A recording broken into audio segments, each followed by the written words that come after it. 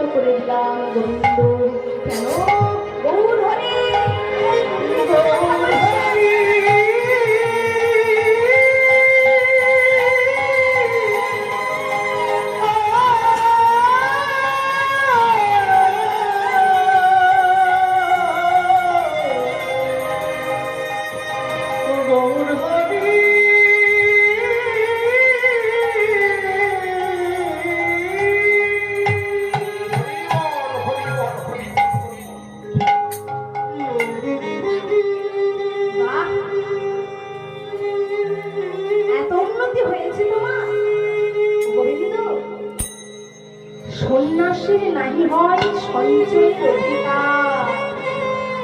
আমার সঙ্গের সঙ্গী হয়ে তুমি আমার সঙ্গে থেকে তুমি বুঝলে কি করে, তুমি জানলে কি করে যে কাল অবধিও, কাল পর্যন্ত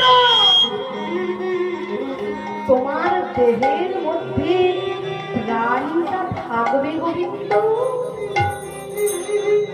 তুমি বুঝলে কি করে যে আজ যেরকম তোমার দেহে প্রাণ আছে, আগামীকাল সূর্য উদয় পর্যন্ত আগামীকালও তোমার দেহে প্রাণটা থাকবে? নিশ্চয়তা আছে। আজ রাত্রিবেলায় আমি ঘুমিয়ে যাচ্ছি, সকালবেলায় আবার উঠে আবার নতুন সূর্য দেখতে পাবো কিনা? সন্ন্যাসের নাহি হয় সঞ্চয়ের অধিকার। সন্ন্যাসী কোনো সময় সঞ্চয়ের অধিকার থাকে না। সঞ্চয় করবে সংসারে। আজ কি খাবো, কাল কি খাবো, ব্যাংকে টাকাটা জমিয়ে রাখবো, আমার ছেলের বিবাহের সময় তুলে খরচ করবো, মেয়ের বিবাহের সময় তুলে খরচ করবো। সঞ্চয়ের অধিকার থাকে গৃহস্থদের, সংসারী জীবনের। সঞ্চয়ের বাসনা থাকা উচিত নয়। তাই তুমি যা কাজ করেছো আমি এই ক্ষণ থেকে, এই মুহূর্ত থেকে আমি কিন্তু তোমায় পরিত্যাগ করে দিলাম। আর আমি পরিত্যাগ করে বৃন্দাবনের পথে চলে যাব।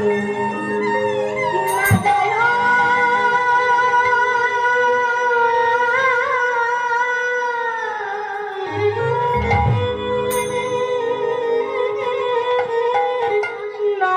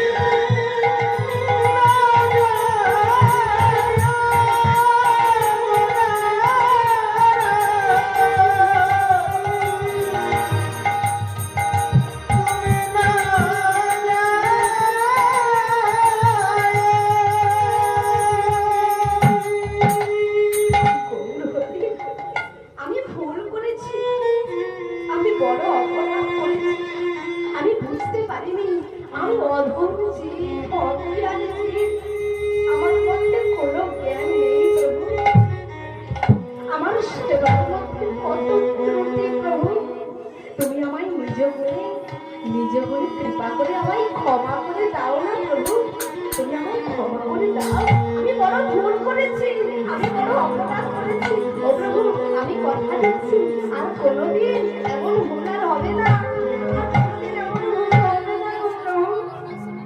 তুমি আমায় পরিত্যাগ করো না, তুমি আমায় কি সঙ্গের সঙ্গী করে নাও।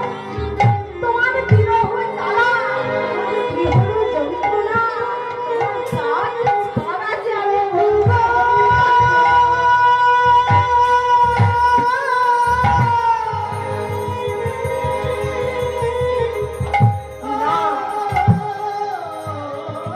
না না না, আমি কোনো মতে তোমার এই ভুলটা ক্ষমা করবো না, কোনো মতেই আমি তোমার এই ভুল ক্ষমা করবো না গোবিন্দ।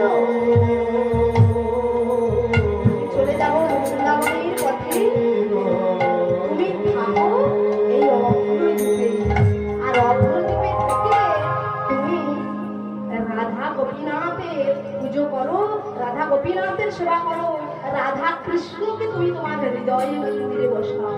বলে রাধা কৃষ্ণ, রাধা কৃষ্ণকে আমি হৃদয় মন্দিরে বসাতে পারবো না, কারণ আমি গৌর হরিকে ভালোবেসেছি। তুমি আমায় ভুলে যাও, তুমি সংসার নিয়ে বসে থাকো, তুমি আমায় ভুলে যাও গোবিন্দ। বলে না, আমি ভুলে যেতে পারবো না প্রভু, আমায় বলো না ভুলিতে,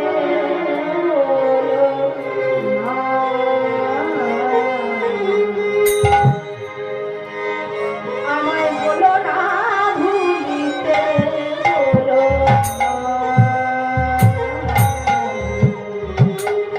আমায় বলো না ভুলিতে, বলো না। আমায় বলো না ভুলিতে, বলো না, বলো না, বলো না, বলো না ভুলিতে, বলো না। আমায় বলো না ভুলিতে,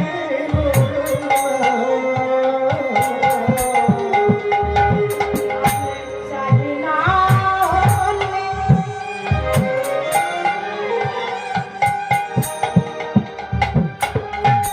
চাই গো হরি,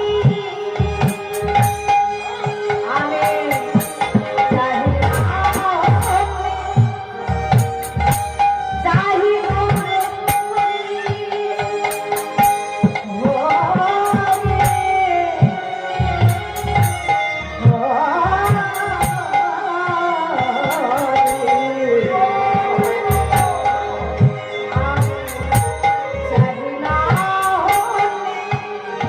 আমি চাইব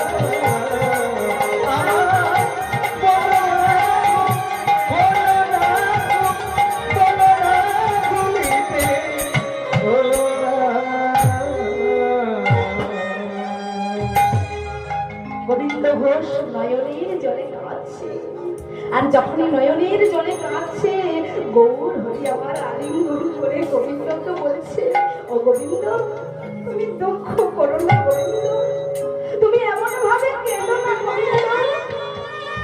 গৌর হরি আমার স্বয়ং গোবিন্দকে আলিঙ্গন করে বাবা নিজেই ভগবান হয়ে ভক্তের নয়নের জল মুছে। হরিবল হরিবল। ও গোবিন্দ, তুমি যদি কাঁদো, তুমি যদি এমন ভাবে কাঁদো গোবিন্দ, আমি যে বৃন্দাবন যেতে পারবো না, আমার যে বৃন্দাবন যাওয়ার পথ পিছল হয়ে যাবে গোবিন্দ।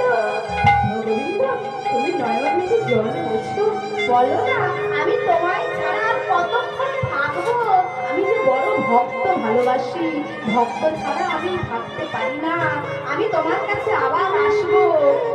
গৌর হরিকে বলছে, শোনো শোনো প্রভু, আমি অন্য কিছু চাই না, আমি রাধা গোবিন্দের সেবা চাই না, আমি শুধু তোমার সঙ্গ পেতে চাই। আর সেই তুমি আমার সঙ্গ ছাড়া করলে প্রভু। হরি বল হরি বল, হরে কৃষ্ণ। বাবা এইখানে একটু কথা বলবেন না, চেষ্টা করছি বাবা, আপনি কথা বলবেন না, একটু চেষ্টা করছি। জয় রাধে জয় রাধে। বলো না ভুলিতে, বলো না, বলো না, বলো না।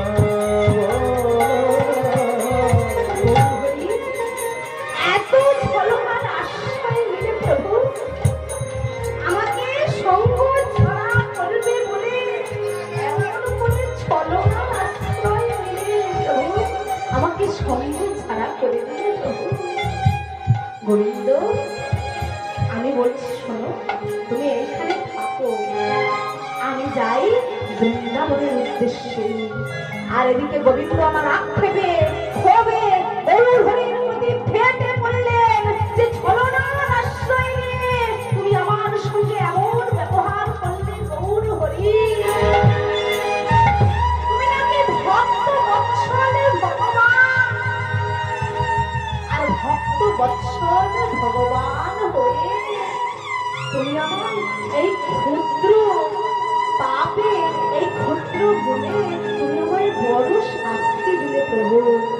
তবে হ্যাঁ, আমিও বলছি, আমিও যদি তোমাকে একটা দিনের জন্য ঠিকভাবে রেখে থাকি, একটা দিনের জন্য হগৌর নামে বহু বলে রেখে থাকি, তাহলে আমিও বলছি আমার সাধন যদি ঠিক হয়, আমার ভজন যদি ঠিক হয়, তোমাকে যদি আমি একটা দিনের জন্য আমল করে থাকি, তাহলে আমিও বলছি বেশি দিন নয়, এক পক্ষ কালের মধ্যে তোমাকে আমার কাছে আবার ফিরে আসতে হবে, হরিবল হরিবল। আবার ফিরে আসতে হবে, গৌর হরি, আবার ফিরে আসতে হবে।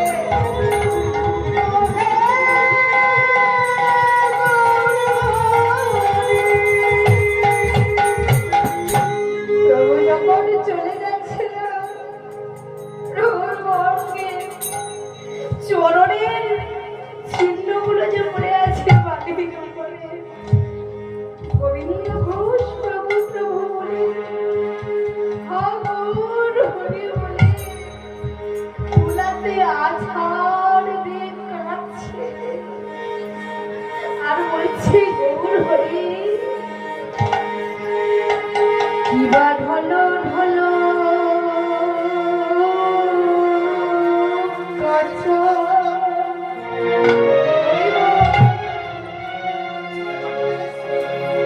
গৌরঙ্গের লাবণী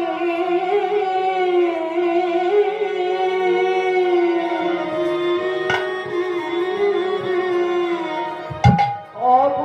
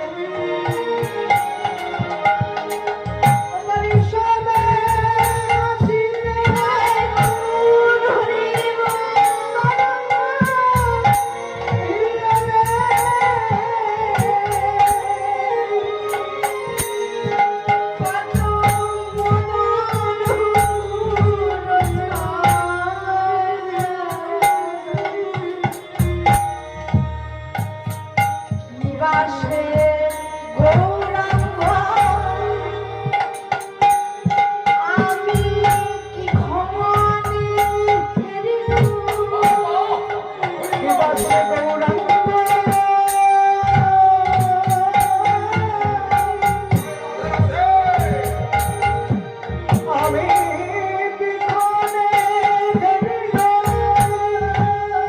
আমার ওই রাজা রহিলা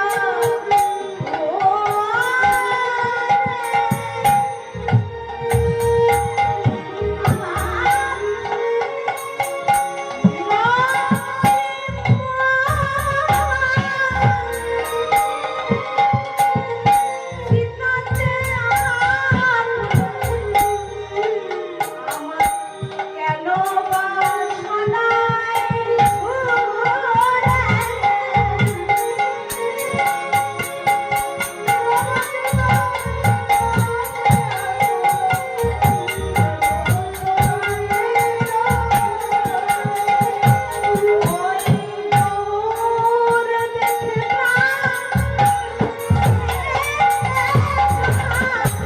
গৌর দেখে প্রাণ কেঁদে কেন? গৌর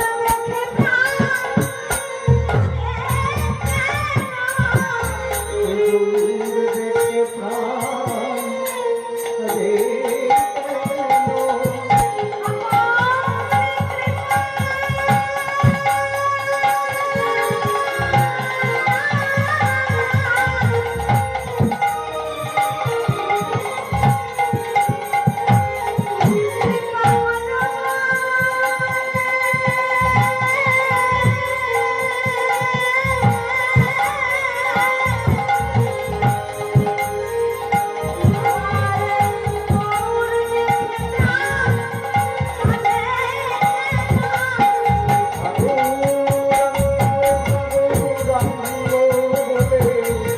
আমার গৌর দেখে প্রাণ কেঁদে ওঠে কেন?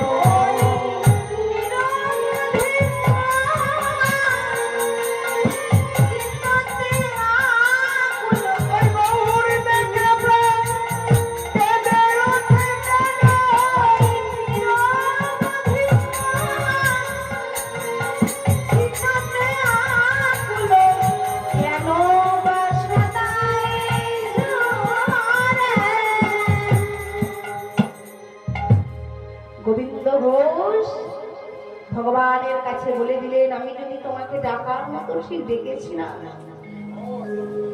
এক পক্ষকালের মধ্যে তোমাকে আমার কাছে ফিরে আসতে হবে।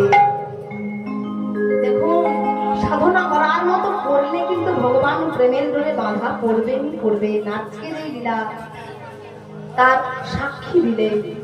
আর যখনই বললেন বাবা, কাঁদছেন গৌর হরি, কাঁদতে কাঁদতে বাবা 14 দিন 15 দিন সকালবেলা 14 দিন কেটে গেল, 15 দিনের সকালবেলায় গৌর হরিকে ভজন করতে করতে, গৌর হরিকে ডাকতে ডাকতে, স্মরণ করতে করতে গোবিন্দ ঘোষ বলছে, প্রভু তুমি তো আমায় দেখা দেবে না, কৃপা করবে না, যা তুমি আমার সঙ্গে করেছো, আমি তোমায় বলেছি তোমাকে আমার সঙ্গে দেখা করতেই হবে, তা তুমি কেমন ভগবান আমিও দেখবো, আমিও তোমার সঙ্গ ছাড়া করবো না, তুমি আমায় ছেড়ে গেলেও আমি তোমায় ছাড়বো না। সকালবেলায় যাচ্ছে, তার নাম স্মরণ করতে করতে, আপনারাও সবাই বলবেন মায়েরা, কেউ আজ বাদ যাবেন না, সবাই মিলে আজকে আমরা উপনীত হয়েছি। কার জীবনে কতটুকু সময় আছে আমরা জানি না, কখন কোথায় পড়ে থাকবো জানি না। যোগ যখন এসেছে আর বিয়োগ করবেন না, যোগে যোগে একটু কাজকর্ম করুন। আর যেমন গোবিন্দ ঘোষ গৌরীকে স্মরণ করছেন, আর সকালবেলায় যাচ্ছেন স্নানের ঘাট বেলায়। ভজ গৌরাঙ্গ কহ গৌরাঙ্গ লহ গৌরাঙ্গের নাম রে।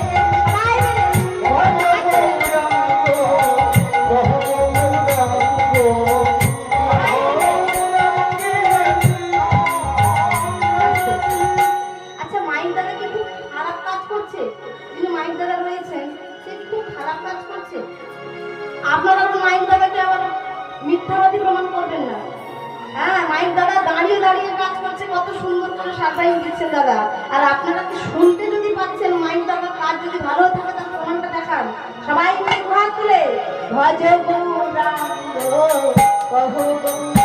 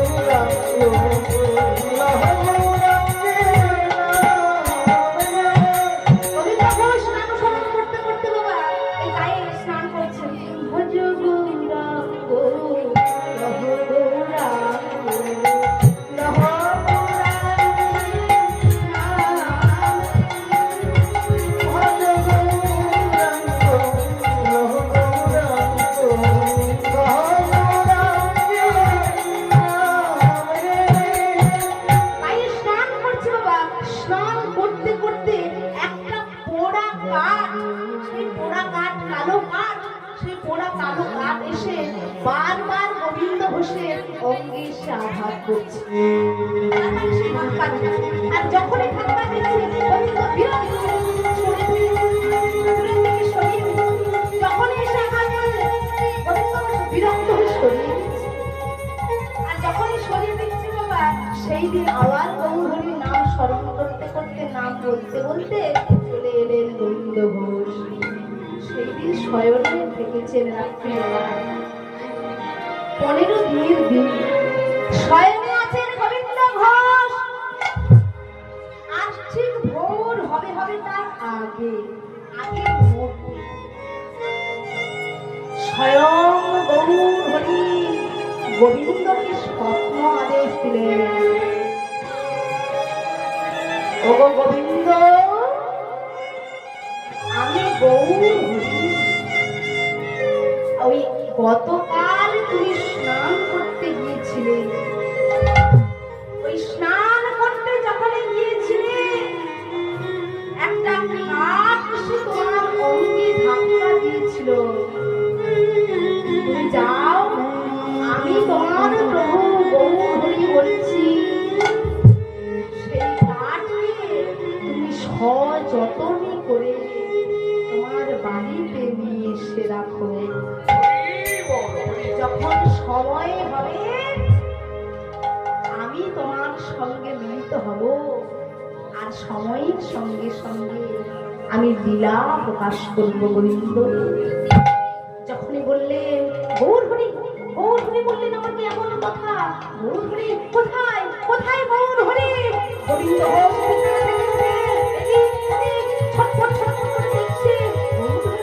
গৌর হয়ে এসেছে। এদিক ওদিক যখন দেখলেন দেখতে পেলেন না। ও এতক্ষণ তাহলে আমি বুঝি স্বপ্ন দেখেছিলাম। স্বপ্নই হোক আর সত্যি হোক, প্রভু যখন আমায় আদেশ করেছেন আমাকে তো যেতেই হবে। ওই ওই আমি যে জায়গায় গিয়েছিলাম, যে জায়গায় আমি স্নান করেছিলাম, যাই আমি ছুটতে ছুটতে যাই। প্রভাত আস্তে আস্তে করে হচ্ছে বাবা। দিনমণি উদয় হবে হবে তার আগে আগে দিনমণি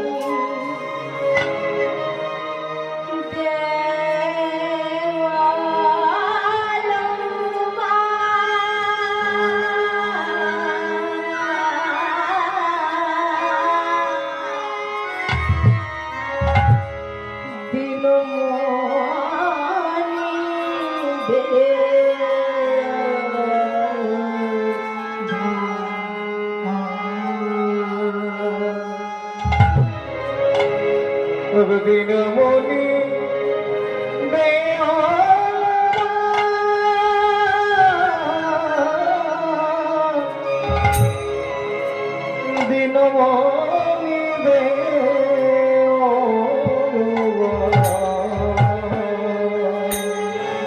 দিনমণির উদয় হয়েছে আর আনন্দিত হয়ে ছুটতে ছুটতে গোবিন্দ ঘোষ যখন গিয়ে সেই সেই পোড়া কাঠটাকে অতি সযত্নে খুঁজছে।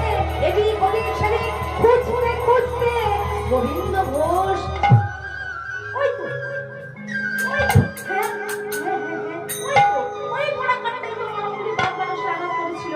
যাই যাই কি পোড়া কাঠ আমি গতকাল দেখেছিলাম। ওই কালো পোড়া কাঠ আর তো এখানে কালো পোড়া কাঠ নেই।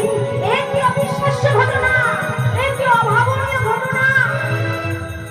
পোড়া কাঠ দেখেছিলাম, ওই পোড়া কাঠ যে রাতারাতি গৌর হরির কৃপাতে